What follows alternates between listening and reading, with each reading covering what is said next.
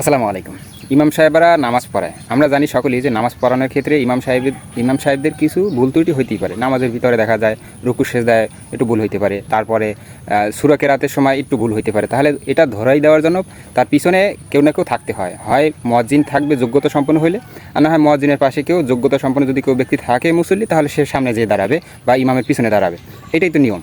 কিন্তু বিগত 17 বছর আপনারা দেখছেন যে আওয়ামী লীগ ক্ষমতা থাকার কারণে এই সমস্ত সুযোগ সুবিধা ছিল না। ইমামদের ভুল হইলেই আবার ইমামরাই নিজেরাই সতর্ক হইতো, কিন্তু লোকমা দেওয়ার মতো পিছনে এরকম যোগ্যতা সম্পন্ন লোক ছিল না। দেখা যায় 3 কাতার 4 কাতার 5 কাতারের পিছনে কিনা আলেম সমাজ দাঁড়াই থাকতো। ওই 5 কাতার পিছন থেকে তো আর লোকমা দেওয়া সম্ভব না, আর সূরার ভুল হইলে সেই সূরাটা ধরাই দেওয়া সম্ভব হয় না। তো নিয়ম হয়েছে ইমাম সাহেবের পিছনে ওইরকম যোগ্যতা ব্যক্তি দাঁড়াইতে হবে যে ইমাম সাহেবের কোনো প্রকার ভুল হইলে বা সূরা বা কোনো রকম উজু সুইটা গেলে তাহলে পিছন থেকে টান দিয়ে একজনকে দাঁড় করাবে। কিন্তু ওইরকম পরিস্থিতি বিগত 17 বছরে ছিল না, আর এখনও বর্তমানে সেটা এখন পর্যন্ত ক্লিয়ার হয় নাই।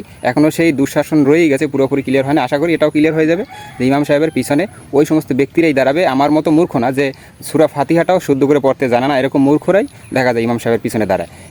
তারা এলাকার গণ্যমান্য ব্যক্তি, ক্ষমতা আছে, টাকা পয়সা বেশি আছে, তারা যে পিছনের কাতার থেকে ঠেইলা দিয়ে মানুষ ঠেলে সামনের কাতারে আইসা ইমাম সাহেবের পিছনে দাঁড়ায়। মনে হয় যে তার ওইটা কওলা করা জায়গা বা কওলা করা জমি, এরকম মনে হয়, দাম দিয়ে দাঁড়ায়।